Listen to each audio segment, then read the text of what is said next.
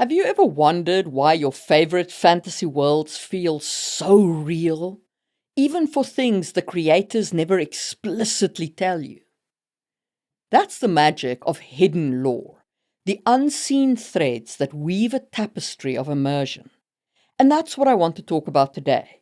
World-building secrets you'll never be told directly, and how to reveal clandestine details that make a fantasy setting truly unforgettable. Welcome to another episode of Just in Time World Building with your host, Marie Mullaney.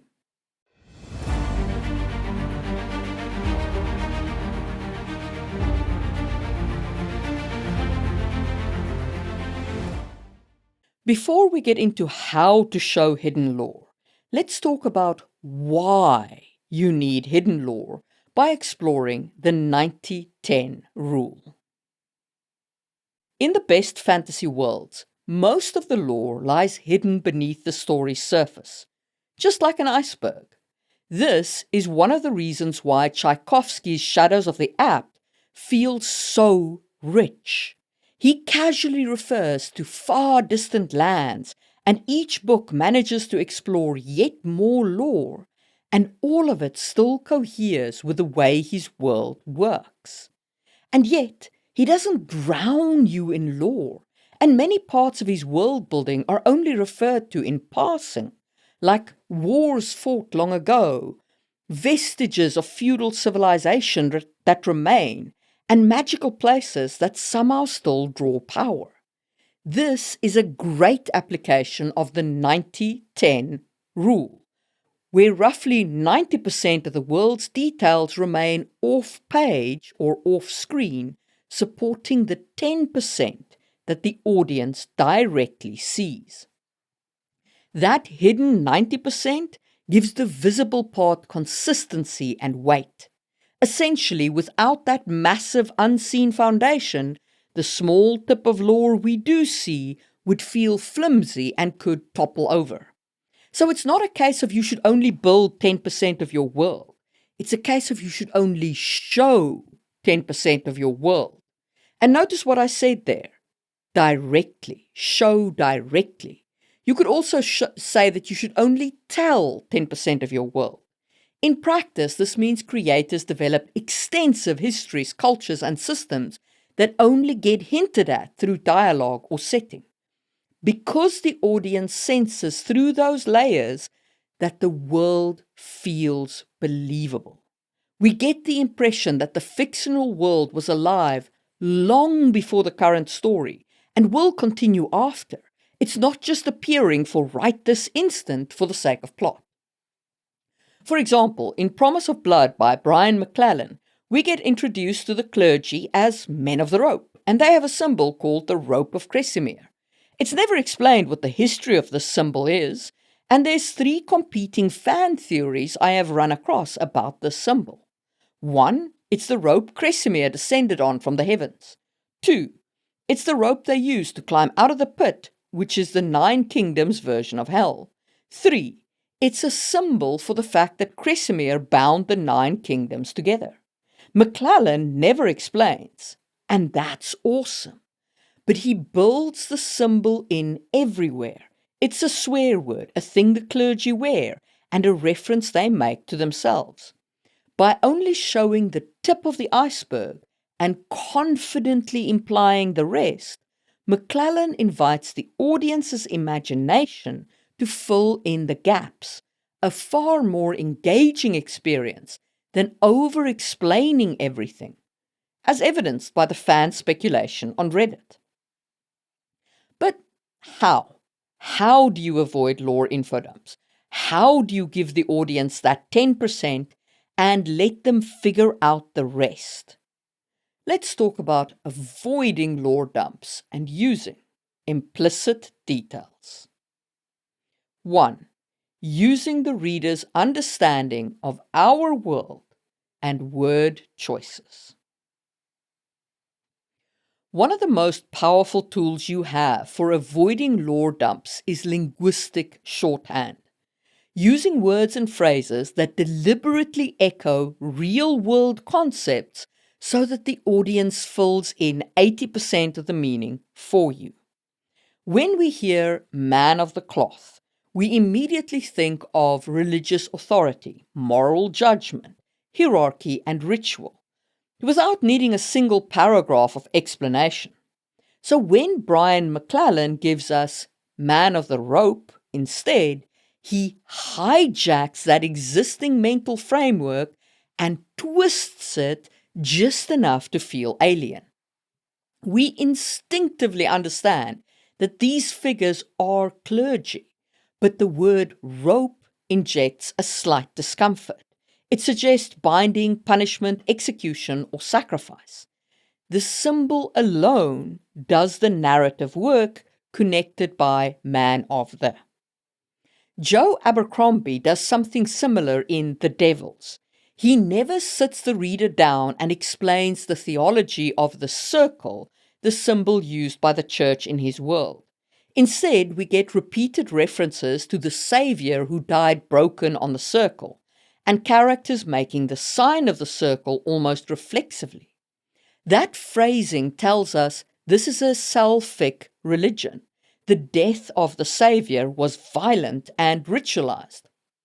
And the circle matters symbolically in the same way that crosses and theology do in our Christian cultures. Abercrombie relies on the reader's familiarity with Christian imagery, crucifixion, martyrdom, and sacred gestures, but refracts it through unfamiliar geometry. The result is instant emotional comprehension without explanation. The reader fills in the depth automatically as well. Basically, the reader puts all the history of our world's Christianity right underneath Abercrombie's church, and our world's history literally carries his world circle theology. Tad Williams does the same thing with the church in Memory, Sorrow, and Thorn, as I referenced in an earlier video, which you can watch over there in the info card. Now, you do need to be a little careful here. If you lean too heavily on our world, you could break your own mythic logic. So you need to be judicious in what you incorporate in this way. But it is a very powerful mechanic. Our core takeaway here is use words that already carry cultural weight, then change one element. Let the audience do the rest of the work with our world's history underpinning your world. Alrighty, let's move on to technique 2, architecture as silent exposition. Architecture is lore that exists without needing to be spoken aloud. The way that people build is absolutely rooted in their environment, their culture, even their economics. I'll give you a real-world example. I live in Finland, and it gets a touch cold up here during the winter. Every single house here has double-glazed windows, double doors, and seal with rubber. But back in olden times, before rubber, you'd pack any holes or frame areas with moss and wool. Moss, by the way, is a natural antibacterial substance, and wool is the most amazing product because it's warm even if it's slightly damp. Anyway, basically, because of the cold, Finns learned to build houses that retain heat. Even now, our woodwork features high-precision edges, matching with tight joints. Compare this with Mozambique, where most of the traditional houses are built from grass. Grass is an epic building material in the tropics. It's breathable, it makes shade, and it is a natural coolant. Huts in Mozambique also have wide windows and large gaps around the door to let air in. It is 100% perfect for the climate, which doesn't really get cold even in the winter. By the way, I can highly recommend Mozambique for beach holidays. Not right now, perhaps, because I heard that the civil war is flaring up again, which is very sad. But when there's peace, those beaches in Mozambique are the absolute best, and the Mozambican people are generally extremely friendly. Anyway, non-sponsored shout-outs aside, you can certainly see environmental impact in architecture. And seeing that impact, seeing old log buildings with moss in Finland or grass huts in Mozambique, communicates to you how the people learn to build in their environment without you ever needing to crack open a history book. But this is fantasy that we're talking about. So let's talk about even bigger impacts. In The Shadow of the Gods by John Gwain, the landscape is literally built on the corpses of dead gods. Cities rise around ribs the size of towers. Walls are reinforced with divine bone. Magical industry runs on the remains of an apocalypse that is never fully explained. At least it's not explained in the first book, and I haven't gotten around to reading the other two yet, hopefully this year. But that architecture and the fact that everyone treats the gods' remains as infrastructure tells us a lot already. It tells us that the apocalypse was pretty total and the gods all got wrecked. And it also tells us the gods are definitely blamed and divinity is no longer held as sacred, but as usable. And it tells us the destruction of the gods was final enough that people no longer fear them. Every time you enter a city in Gwain's world, you are reminded that something catastrophic happened, and civilization adapted to a world without gods. This technique, using architecture, works because, frankly, architecture is inescapable. Characters can ignore history, but they still live inside of buildings. Even magic can impact architecture. In Mistborn, there are these metallic spikes in buildings, and we later learn that steel-pushing allomancers can use those spikes to jump from building to building and achieve an effect that is damn close to flight. So just seeing those spikes on buildings tells you that there are coin-shot guys close by, or that there were those kinds of allomancers sometime in the past who put those spikes onto the buildings. So our core takeaway here is environment, history, even magic can impact architecture. If you create good architectural world building that rests on your vast underwater lore iceberg, the walls, streets, foundations of your city will do the narrative labor of communicating your world to your reader, and you'll barely have to say a thing. Alrighty, now let's talk about 3. Art as cultural memory and misdirection. I will beat this drum until the end of time. Art is underrated in world building. And I'm not just talking about paintings and statues. No. One of the most underused and powerful techniques for communicating lore is performing arts. Art lets you lie, exaggerate, simplify, and mythologize without breaking immersion. Songs, plays, and stories are never neutral. They are part of history that the culture wants to remember. In my first book, Hidden Blade, I have a scene where my main character, Louis, gets some street players to put on a performance of a play he creates, wherein a younger brother uses blood magic to make himself appear lucky by calling a white stag out of the forest. His older brother then steps aside so that the younger brother can become king, and this leads to tragedy for the kingdom, which the older brother eventually has to set right by killing his younger brother. Now, this play does a few things. It is part of the plot, and it manipulates the town of Somfa, raising the tension of the townsfolk and making them think about blood mages and how evil such people are. So there is absolutely a good plot point to it, but it also does two lore things. One, it teaches the audience that the Empire believes white animals, white stags especially, are lucky. And in book 4, the reason for that belief becomes apparent. And that play also reveals the deep cultural hatred of blood mages, both in the performance of the play and in the reaction of the crowd to the play. By the way, if you want to see my world building in action, you can pick up the ebooks box set with interior art from my website for just €20, and it includes all 4 books.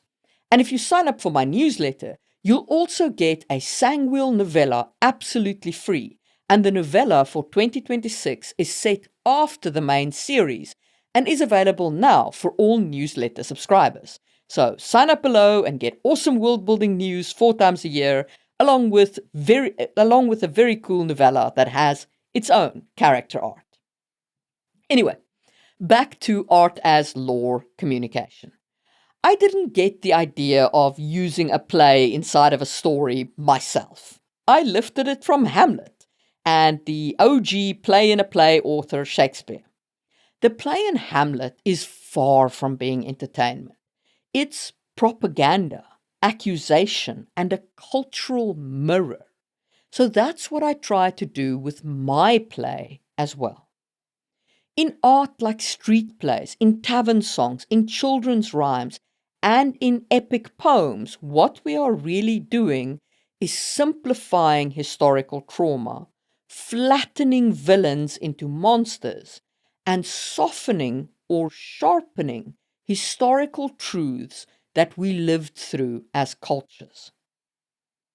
And as a world builder, this gives you the opportunity to draw on that deep lore of yours, that 90% lore of yours, the buried iceberg, and to show it to the reader not as you, the world builder, sees the lore, but how people in your culture see that lore. And that is an extremely powerful tool. In addition, it also lets you play 2 regions against each other. Consider if there are 2 versions of a legend and the audience hears them in different regions of the world, then you've implied a schism without saying a word. So our core takeaway here is art is how a culture remembers what it wants to remember. Use it to show bias, fear, pride, and unresolved history, drawing on the real lore from your deep iceberg and showing it to the reader as the culture wants that lore to be shown. Okay, enough of politics and art. Let's talk about 4 laws and taboos that hint at the past. You know what the thing is about laws and taboos? No one makes them up for no reason. For example, in the Code of Hammurabi, we have this law about debt. If a man has a debt lodged against him, and the storm god Adad devastates his field, or a flood sweeps away the crops, or there is no grain grown in the field due to insufficient water, in that year he will not repay grain to his creditor, he shall suspend performance of his contract. Literally, the text says, he shall wet his clay tablet. And he will not give interest payments for that year.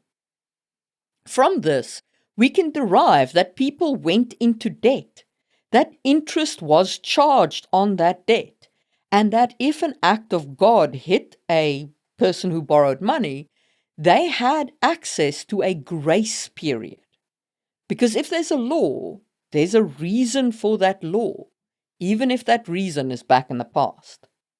The same applies to taboos. They develop for a reason in the culture, and the reason why they develop is part of that 90%, that deep lore, part of your underwater iceberg. A very strong example here comes from the Broken Earth trilogy by N.K. Jemisin. In Jemison's world, orogenes, people who can control seismic activity, are legally regulated, socially despised, and quite violently controlled. One of the most telling details is that originists are forbidden from traveling freely, from holding authority, or from revealing their abilities in public. These laws are presented as normal. No one pauses to explain why they exist. But the existence of the laws tells us, as the audience, enough. Orogenesis, the magic, is considered dangerous, and society responds to them with fear, not with reconciliation. The laws are designed to prevent catastrophe, not to create justice. So the taboo against orogeny is trauma encoded into law. Something happened. The audience slowly realizes that these restrictions are a cultural scar left by repeated apocalyptic events known as the seasons that were caused by this magic.